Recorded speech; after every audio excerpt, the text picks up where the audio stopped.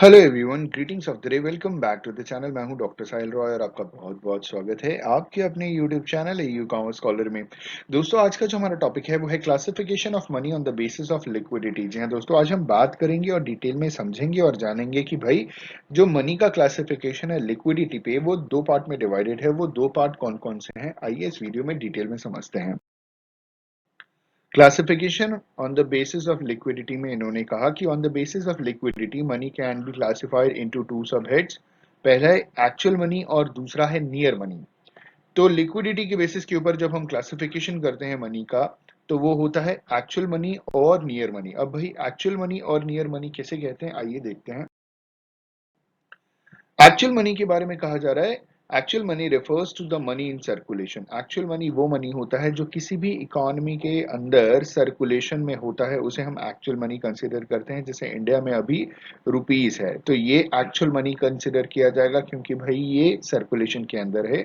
It consist of legal tender money. भाई legal tender money वो होता है जिसे सरकार इशू करती है, जो मॉनेटरी अथॉरिटीज होती है उसे इशू करती है, उसे हम लीगल टेंडर मनी कहते हैं।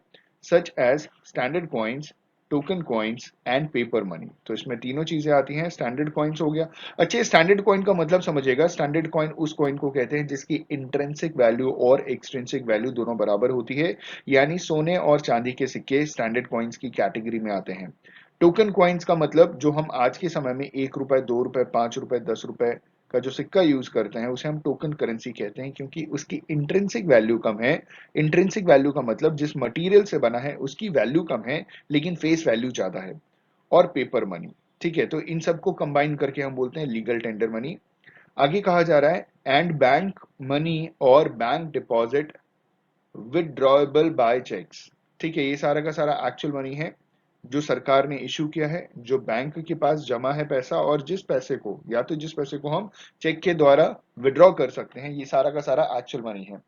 This type of money is perfectly liquid. ये पूरा का पूरा लिक्विड पैसा होता है and can be made use of by the holder at any time for buying goods and services. तो जो होल्डर होता है, जिसका ये पैसा होता है, वो इन सारे पैसे को किसी भी समय उपयोग कर सकता है, गुड्स या सर्विसेज को खरीदने के लिए वो इस्तेमाल कर सकता है। ठीक है, तो this is called actual money, जो किसी भी देश के अंदर, इकोनॉमी के अंदर सर्कुलेशन में होता है, जिसे वहां की मॉनेटरी अथॉरिटीज इशू करती हैं, और जहां के लोग उसे यूज करके कोई भी गुड्स एंड सर्विसेज ले सकते हैं, खरीद सकते हैं, जो पूरी तरीके से लिक्विड होती है, उसे हम एक्चुअल मनी कहते हैं।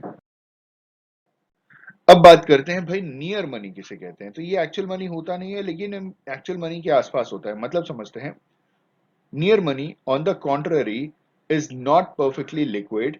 इन any case it is not as equal as actual money. तो किसी भी कंडीशन में नियर मनी एक्चुअल मनी के बराबर नहीं होता, और ना ही ये पूरी तरीके से लिक्विड होता है। हर जगह हम नियर मनी का यूज करके कोई भी गुड्स एंड सर्विसेज नहीं खरीद सकते, लेकिन एक्चुअल मनी का यूज करके हम अपने देश के अंदर कोई भी गुड्स या सर्विसेज को खरीद सकते हैं। आगे कह रहे हैं कि we have certain assets which though liquid are not as liquid as actual money. हमारे पास कुछ ऐसे एसेट्स हैं जो लिक्विड तो हैं लेकिन एक्चुअल मनी के तरह लिक्विड नहीं है। जैसे ये सारे एसेट्स हैं जिसमें आता है बिल्स, ठीक है, exchange bonds, debentures, shares, etcetera. तो ये सारे के सारे हम मनी कंसिडर नहीं करते, इसे हम मतलब एक्चुअल मनी कंसिडर नहीं करते, इसे हम नियर मनी कंसिडर करते हैं। आगे कहा जा रहा है they are known as near money. Both money and near money represent claims on the goods and services. तो दोनों मनी और नियर मनी, मतलब एक्चुअल मनी और जो नियर मनी है, दोनों गुड्स और सर्विसेज के ऊपर अपना क्लेम रिप्रेजेंट करते हैं। मतलब आप दोनों की मदद से गुड्स या सर्विसेज खरीद सकते हैं। But near money has first to be converted into actual money before it can be utilized by the holder to buy goods and services from the market.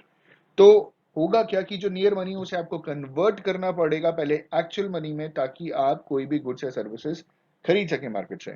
दोस्तों, आई होप एंड बिलीव कि आपको idea लग गया होगा classification of money on the basis of liquidity, जिसमें हम actual money और near money की बात कर रहे थे। इस वीडियो से कुछ सीखने को मिला तो लाइक शेयर कमेंट जरूर कीजिएगा। On this note, thank you so much for watching this video. Have a good day and all the best for your examinations.